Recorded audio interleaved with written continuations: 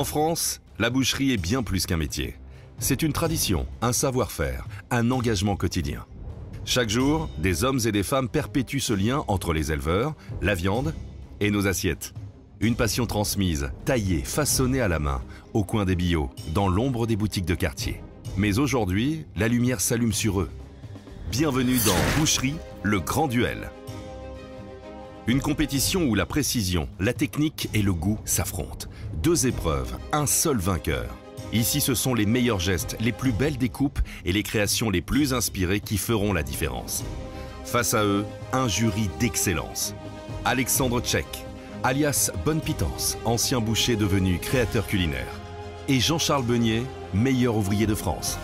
Deux regards, deux parcours, au service d'une même mission, faire rayonner la boucherie artisanale. Qui saura tirer son couteau du jeu?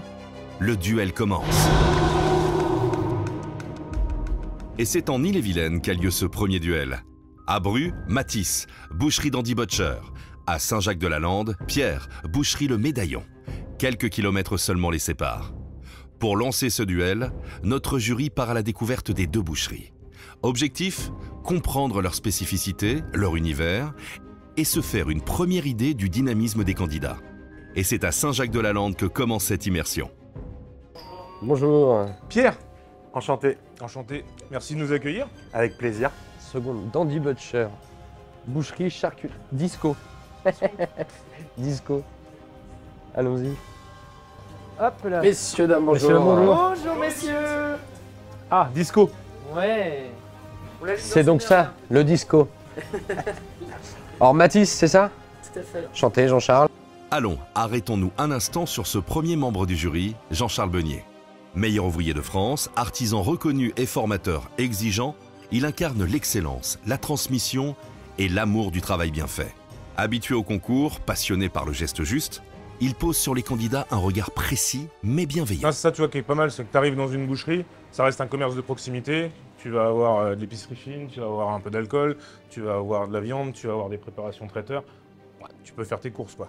Les boucheries d'aujourd'hui ne se contentent plus de vendre uniquement de la viande. La boutique de Pierre en est une belle illustration. Dès l'entrée, on est frappé par la richesse de l'offre, entre plats cuisinés, préparation maison et produits du quotidien soigneusement sélectionnés. Chaque chose à sa place, on essaye de jouer sur les couleurs, on essaye d'embellir au maximum pour que le rayon soit joli à l'œil, que ça donne envie et que, voilà, que les clients, quand ils arrivent dans le magasin, ils aient envie de tout acheter, quoi. Grosse gamme de spécialités bouchères crues, grosse gamme de brochettes. Des brochettes, ouais, on en fait plein. On essaie de faire des choses un peu originales. Là par exemple c'est typiquement ça. Ça c'est une brochette de veau avec de la citronnelle. C'est du veau mélangé avec du thym, du citron. Et au lieu d'un pic à brochette, on a mis la citronnelle qui va diffuser du goût, quoi. Ça c'est original. Qu'est-ce qu'on a là tout de suite dans l'absolu? Des brochettes de filet mignon, ça change de la brochette en cube. T'as fait une spécialité comme ça? Chut, on va le dire. Il est vrai qu'Alexandre Tchek n'en est pas à son coup d'essai lorsqu'il s'agit de créer des préparations bouchères originales et bien pensées. Notre deuxième membre du jury, plus connu sous le nom de Bonne Pitance, est un ancien boucher devenu créateur de contenu culinaire, passionné par la mise en valeur des produits bruts. Avec un œil moderne et une vraie exigence sur le goût et l'esthétique, il apporte une autre lecture du métier. Bon alors, le grand duel, comment tu l'appréhendes? Eh ben, on l'appréhende plutôt bien, on a tout fait pour qu'on soit prêt le jour J. Oh, t'es un peu stressé quand même. Ouais, ça se sent, le petit est nerveux, tu vois. Et moi, en même temps, en vrai, désosser une cuisse de bœuf devant un meilleur ouvrier de France, bon.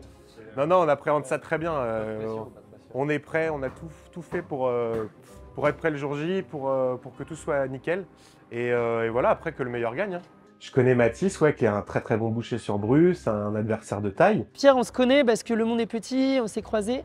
Donc il va y avoir du niveau, on va tout donner. On est passionnés tous les deux, on aime notre métier tous les deux. On va essayer de défendre sa première place. On parle de boucherie moderne, c'est un boucher moderne qui a envie, qui veut. Et voilà, qu'advienne que pourra, que le meilleur gagne. Hein. Donc je suis content de me confronter à lui. Sinon ce serait pas marrant, j'aurais gagné trop facilement.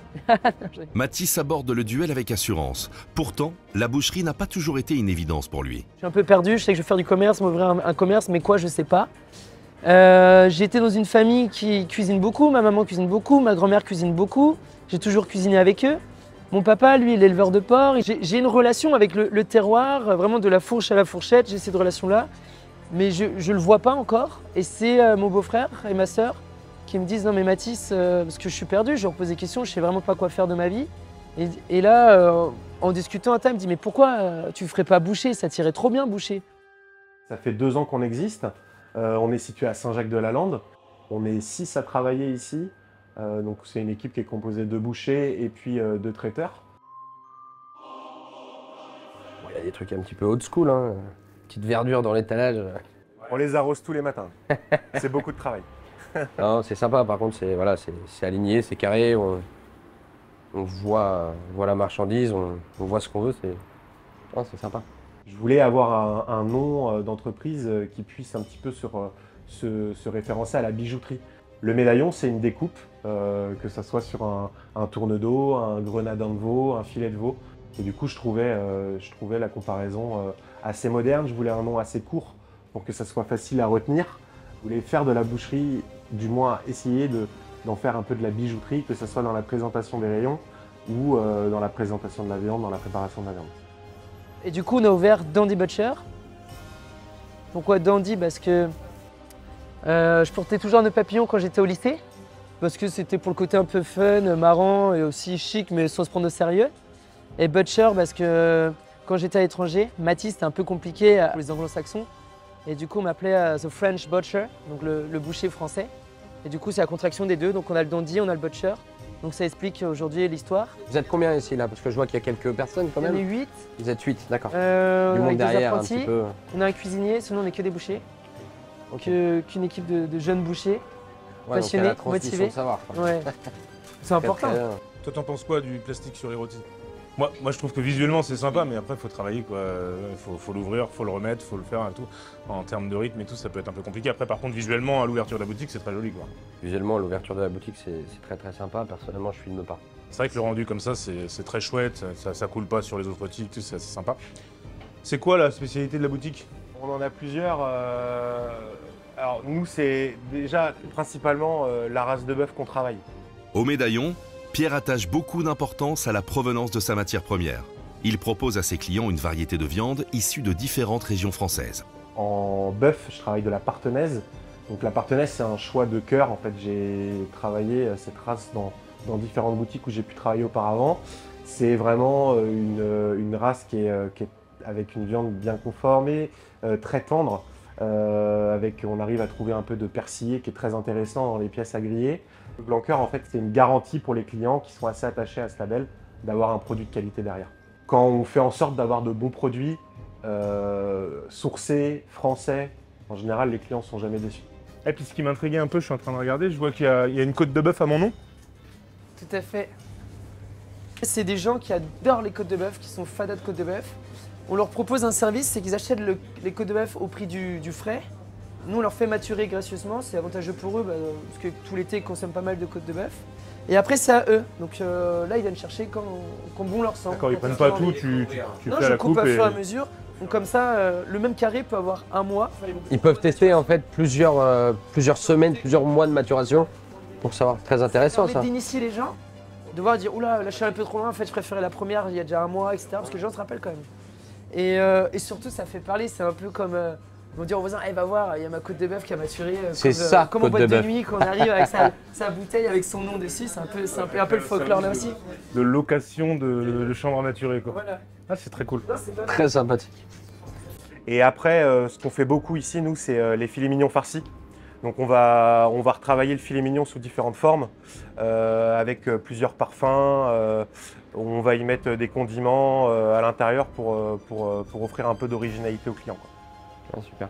Roulé, c'est ouvert? Alors c'est un filet mignon qui est ouvert en deux.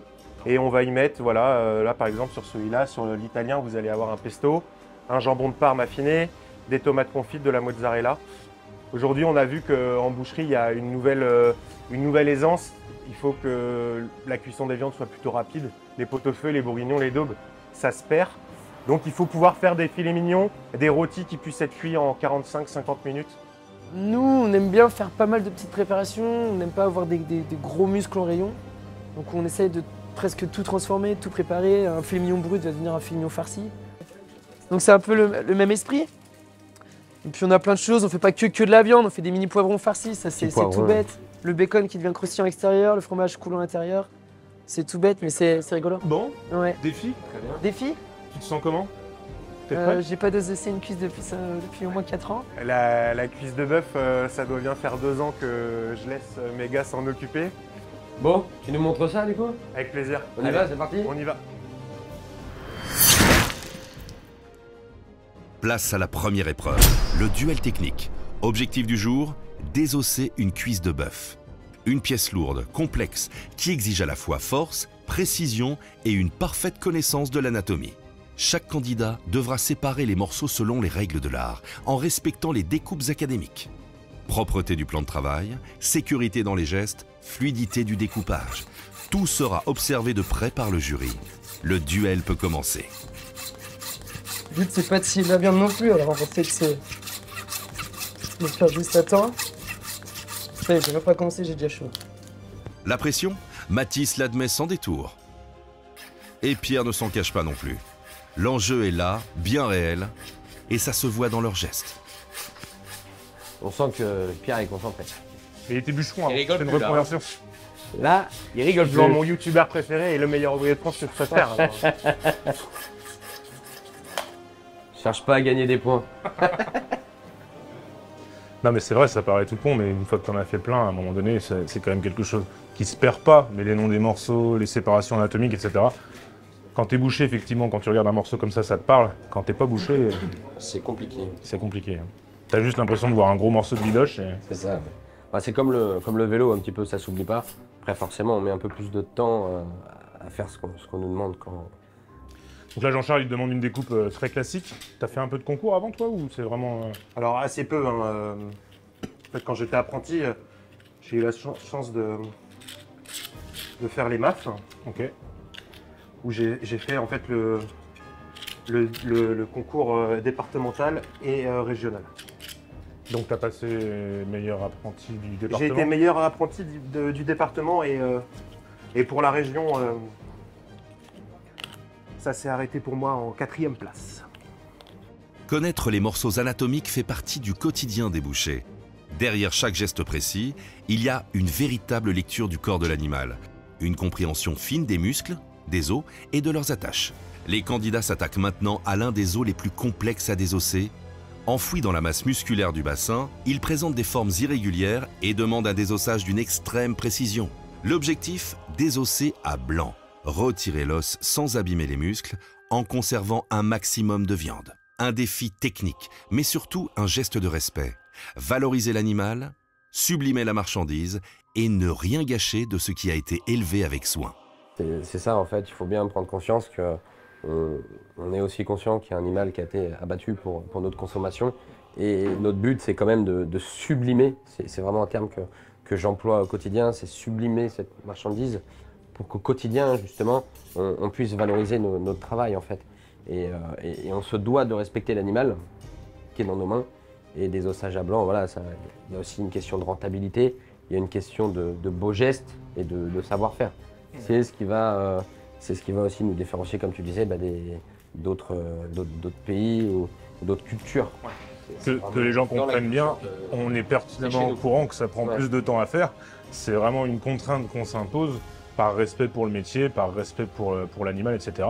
Il est évidemment possible de désosser une cuisse de bœuf beaucoup plus rapidement que ça, sans respecter tous les critères que la boucherie française s'impose. Mais notre métier, c'est ça. Et donc, du coup, c'est important de le faire dans la plus belle des manières possibles. Aujourd'hui, la viande, c'est une denrée C'est un rare. produit de luxe, si on peut le c'est dire. de plus en plus cher. Ça commence à Ouais, mais je devenir pense que la clientèle est quand même... sensible à la qualité. C'est ça. C'est-à-dire que de toute façon, tu rentres dans une boucherie, tu sais que tu vas acheter un produit de luxe.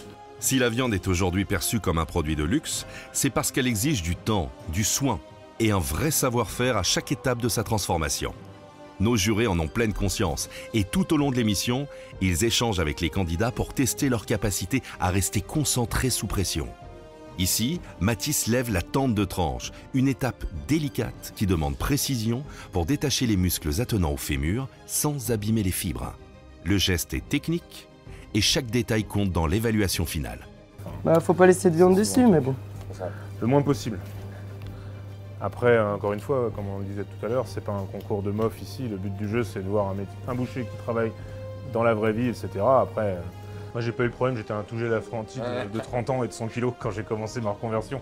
Donc ça m'impressionnait pas trop au niveau du poids. Il triche, lui. Mais, non, mais c'est vrai que quand tu regardes la première fois, déjà tu vois cette espèce d'énorme morceau de barbac et on te dit vas-y des os. Tu sais pas où mettre le couteau.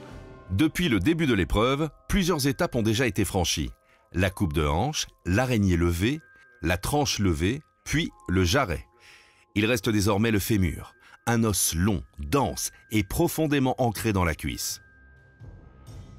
Pour le retirer, les bouchers doivent enchaîner les coups, chercher le bon axe. Recouper, corriger, s'adapter à la forme de l'os. Rien n'est rectiligne ici. Le fémur doit rouler légèrement sous la lame, être dégagé sans forcer, tout en gardant la viande intacte autour. Le geste est physique, souvent répétitif, et demande autant de précision que d'endurance. La posture, la pression du corps, la stabilité de la main, tout entre en jeu. Et pendant que le jury observe, la moindre hésitation peut faire la différence. D'ailleurs, Alexandre a une anecdote plutôt amusante à propos de cet os. Je te disais, l'anecdote avec le fémur, c'est qu'en fait, on se rend pas compte, c'est un fémur de vache. Je suis quand même un peu moins lourd qu'une vache. Mais pour autant, en fait, le fémur de l'homme et le fémur de la vache fait la même taille. C'est juste la largeur et puis le truc. Mais si tu regardes, tu te mets à côté d'une vache, tu verras que tu feras...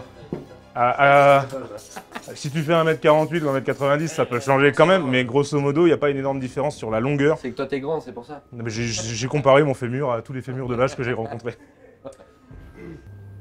Est-ce que je t'ai raconté l'anecdote sur le fémur de vache? Non. Tu l'as peut-être fait justement, toi. J'ai peut-être dit ce matin, je radote, excuse-moi. Ouh là, j'ai pas des os entièrement, il reste le... Ouh, la grosse erreur, je suis obligé de le reprendre. Je l'ai vu en pesant, j'ai fait... Ouh, le truc de... C'est vraiment le... Ça se voit que ça fait longtemps que j'ai pas fait. Donc, tu vas nous lever la poire. Exactement. Qui est un petit morceau qui fait entre 5 et 600 grammes dans une grosse cuisse de bœuf qui peut parfois en faire 80-90 kilos.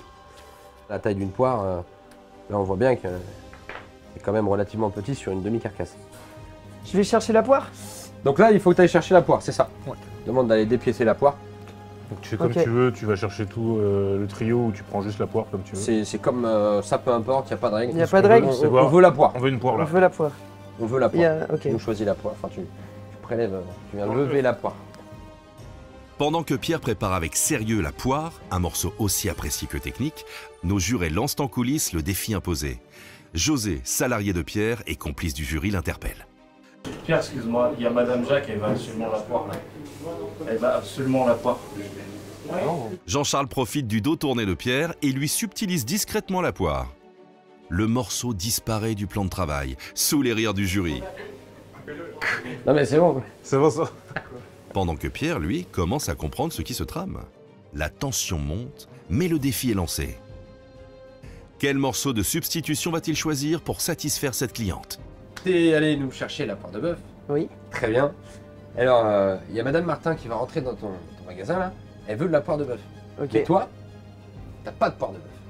Qu'est-ce que je vends à la place? Au tour de Mathis de se faire subtiliser sa poire.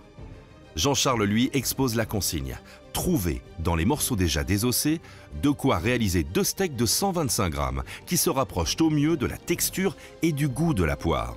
Les jurés jugeront la qualité du morceau choisi, sa pertinence, mais aussi la réactivité du candidat face à l'imprévu. Je te laisse aller dans ton frigo. Tu vas chercher la pièce que tu penses le plus ressemblant à la poire. Ok. Et c'est ton deuxième défi. Goût, Ok. tendreté, etc. On cherche pas forcément la simplicité. Qu'est-ce qui, pour toi, te fait penser à la poire de bœuf dans le reste de ta cuisse? En expliquant aussi à ta cliente, forcément. Faut que tu Ouais, lui c'est expliques. ça. Tu lui vends pas un autre morceau pour de la poire. Et Madame Martin avait mangé comment la poire? En steak ou en rôti? Alors, Madame Martin elle veut 2 steaks de 125 grammes. Ok, c'est bon. ça. Pierre découvre les consignes. Concentré, il écoute chaque mot du jury. Trouver un morceau de substitution à la poire, ce n'est pas simplement une question de découpe. Il faut penser goût, texture, cuisson. Et dans cette épreuve inattendue, le regard d'un expert peut t'aider à mieux comprendre les enjeux. En amont du duel, Jean-Charles Beunier, meilleur ouvrier de France, s'est prêté au jeu.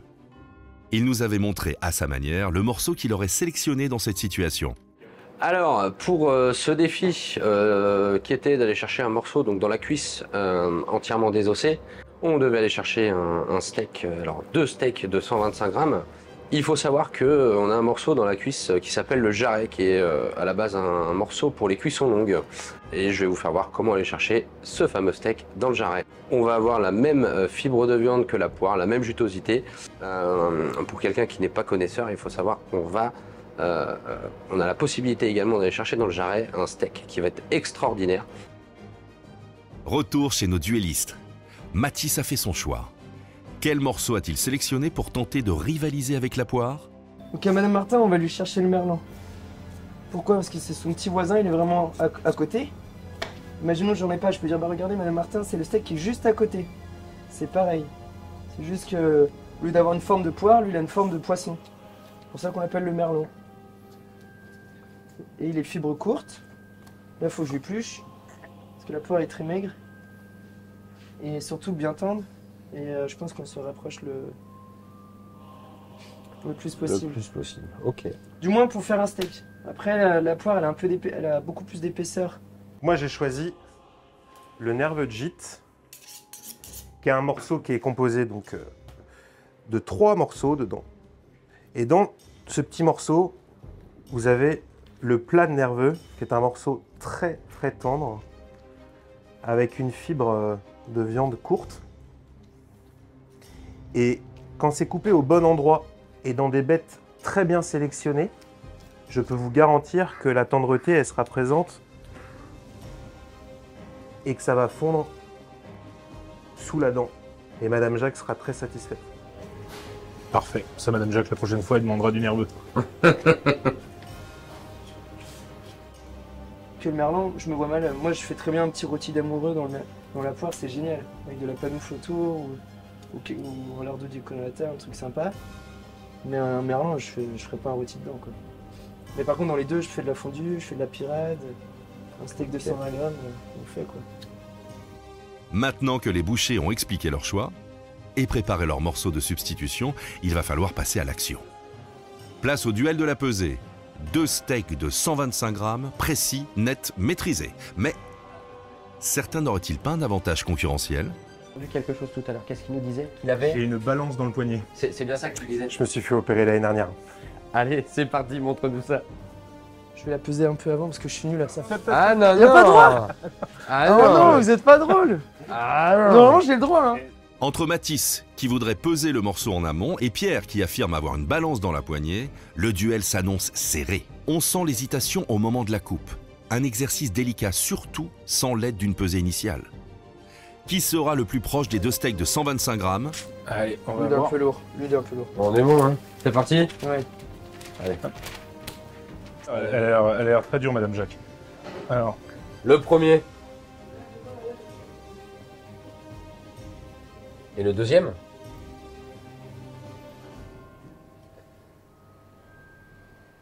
Bon, seule chose que je peux dire, c'est que t'es régulier. est-ce que t'es bon, tu penses? Bah, je sais pas, t'as une balance. Moi, je sais pas. Hein. T'as pas le droit de regarder la balance. Ok, j'ai pas le droit de regarder. Ah si, je suis obligé de regarder en vrai. Alors, Comment tu mets la Non, terre je là-dessus? regarde pas, je regarde pas. Je vous le jure. le gros.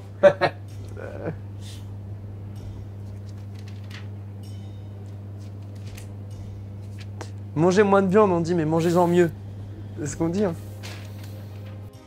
Et y a droit à 2 essais ou pas? C'est du cinéma, j'ai encore de quoi faire un. Oula. T'as de l'espèce? C'est... Il y a un défi derrière, quand même. Tous monnaie. Ok. Oh, celui-là, il est trop lourd, c'est sûr. Eh ben, très bien. Bon, allez.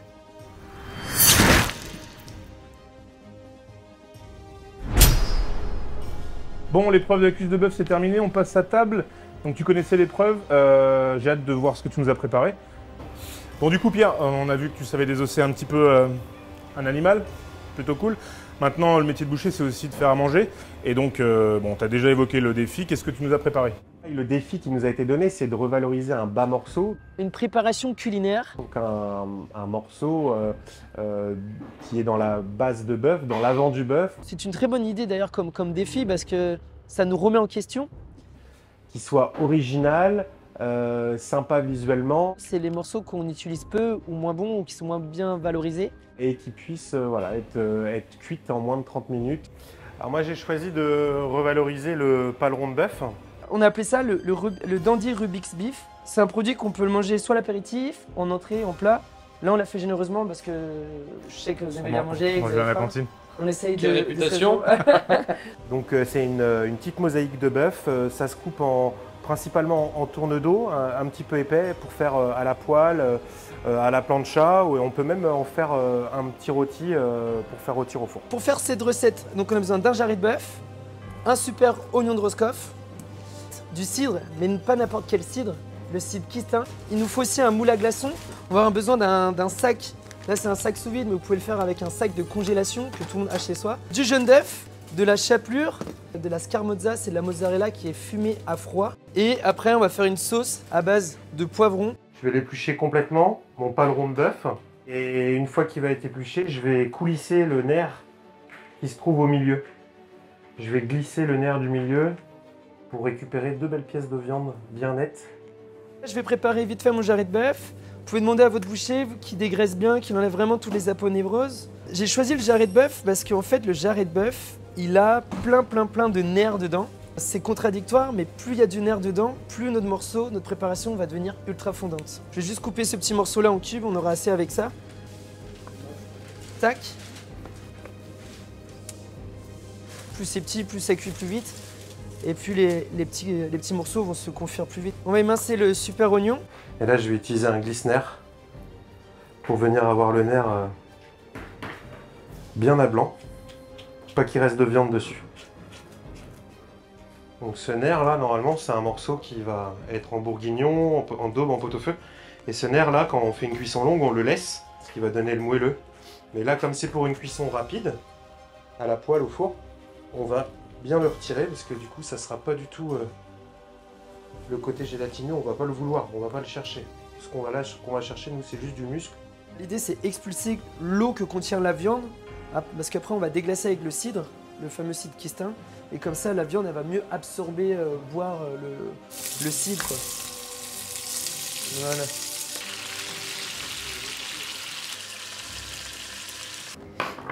Et là, ensuite, avec mon paleron, je vais venir faire 3 belles bandes dans ma pièce.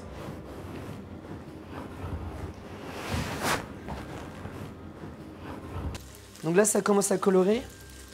Je laisse juste quelques secondes encore les morceaux se colorer, mais il faut pas que ça brûle. Je vais remuer, je vais mettre les petits oignons rouges qu'on veut caraméliser aussi. Hop. Je vais poivrer et saler un petit peu. Je remue un peu mes morceaux, faut pas que ça colle. Je remue un peu. Je laisse les oignons rendre un peu de jus.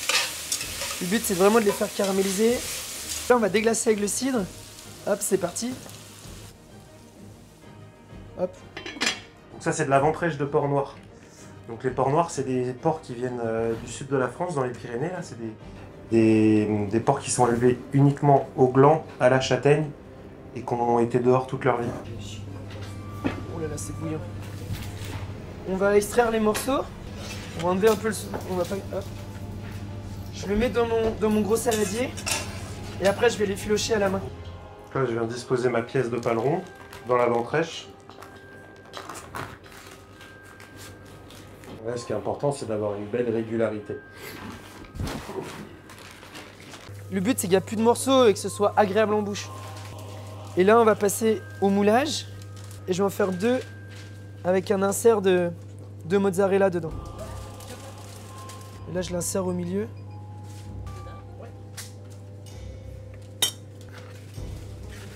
Donc là, c'est un beurre persillé. Là, je suis en train de brider le rôti. C'est pour avoir quelque chose de bien régulier, que ça puisse tenir.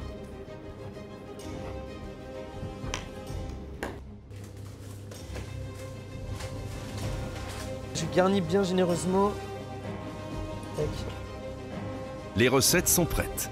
Nos 2 duellistes ont choisi des morceaux différents à valoriser et proposé des recettes bien distinctes. Avant de goûter, les jurys prennent connaissance des conseils de cuisson des candidats et Alexandre s'occupe de la remise en température avant de passer au dressage en assiette et à la dégustation. Un privilège, certes, mais aussi une vraie difficulté. Qui a le mieux relevé ce défi? Donc moi, j'ai jamais cuisiné de ma vie. Je suis un client. Mhm. Tu vas me conseiller donc la tranche. Ouais. Donc là, je sais pas, imaginons une tranche pour 2 bons mangeurs. Allez, Et puis on va le cuisiner. on va se sacrifier. Ça, il n'y a plus qu'à réchauffer au four Pas à 180. d'assaisonnement, plat au four, 190 minutes. Donc je vais vous faire une tranche pour 2 personnes. Et n'oublions pas que c'est toi qui vas faire cuire. C'est à lui de nous donner les bons conseils de cuisson. Très joli. C'est très sexy pour le coup, là, il n'y a pas à dire, c'est vraiment très beau. Ça donne envie en tout cas. Ça, là, J'ai choisi d'y insérer un beurre aillé pour éviter en fait d'avoir besoin de mettre trop d'huile d'olive ou de matière grasse dans la poêle.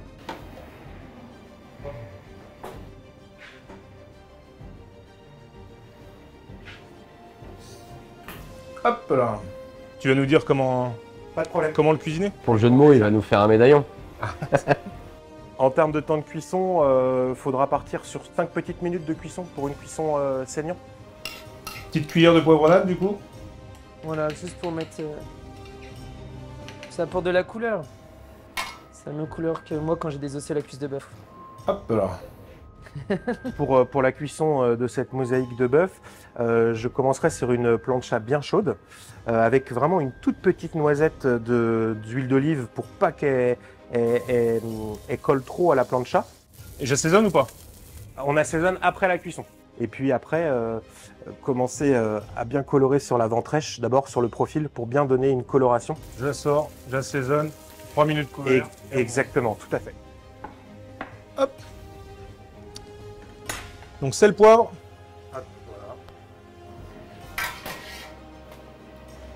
Le C'est sapin. grossier ça. On va peut-être manger. Allez, go, c'est parti. On va goûter. Donc, Manger. parti, cœur coulant. Allez, Cœur coulant ou cœur coulant? Ça a été vendu. Hein. Mais bon. Ouais. Cœur coulant. Ah, cœur coulant. Cœur coulant, ça fonctionne. Bœuf cochon, ça marche en général. Avec la ventrèche, ça fonctionne. Ouais. La question que je me pose, c'est est-ce qu'on sent bien Le beurre. Niveau cuisson, bon, on est bleu saignant. Moi, ça me plaît. Moi, ça me plaît aussi, mais peut-être pas assez saignant. Ça sent extrêmement bon. Il y a une espèce de petite odeur de pot-au-feu réconfortant, là, mais un peu plus moderne. Non, c'est super bon. C'est vraiment très très bon. Ça se marie super bien avec le poivron. Je pensais que ça allait être un petit peu écœurant, le côté trop jarret.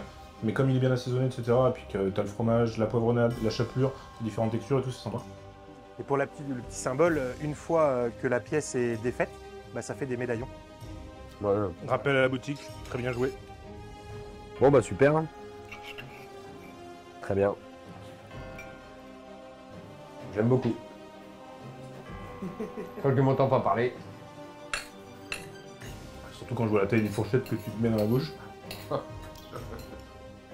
Donc pour ce défi, on avait demandé aux candidats d'essayer d'utiliser un morceau un petit peu moins noble pour le revaloriser pour des recettes estivales. Donc moi j'ai pris une bavette de flancher. Alors c'est pas un morceau qui est pas utilisé, mais elle est quand même moins noble que l'autre bavette, la bavette d'Aloyo. Elle est un petit peu moins tendre, un petit peu moins appréciée. Mais surtout ce que je voulais absolument, c'était utiliser des abats. Donc ici je vais utiliser du foie de bœuf. Alors on a tendance à privilégier le foie de veau. Le foie de bœuf est un petit peu plus fort, mais c'est quand même très bon et c'est surtout excellent pour la santé. Pour essayer de faire quelque chose quand même d'assez joli et d'assez sympa, j'ai préparé un petit pesto d'épinards, des feuilles d'épinards crues et de la copa. Du coup je vais faire un rôti façon tourne-dos qu'on va pouvoir trancher pour faire des petits tourne-dos qu'on pourra mettre directement au barbecue ou à la poêle. Je vais commencer par ouvrir ma bavette de flancher avec mon couteau. L'objectif c'est de l'affiner au maximum et surtout d'augmenter la surface pour pouvoir y mettre tous les ingrédients. J'assaisonne légèrement, sel et poivre. Ensuite, je dispose mes tranches fines de copa. Elles sont légèrement salées, mais pas assez pour assaisonner tout mon rôti. Ensuite, je mets des feuilles crues d'épinards que je vais recouvrir avec mes tranches très fines de foie de bœuf. Pour assaisonner ce foie, je vais répartir mon pesto d'épinards. Ensuite, il n'y a plus qu'à rouler le rôti sur lui-même pour le former. Il faut le ficeler solidement pour que la préparation tienne bien. Idéalement, il faudrait le placer au moins 30 minutes au frigo pour qu'il fige et se raffermisse. Plus qu'à trancher de jolis tourne-dos bien épais. Pour la cuisson, une poêle chaude, une cuillère d'huile et une noix de beurre. On laisse cuire 2 minutes de chaque côté en arrosant régulièrement avec le beurre et plus qu'à déguster.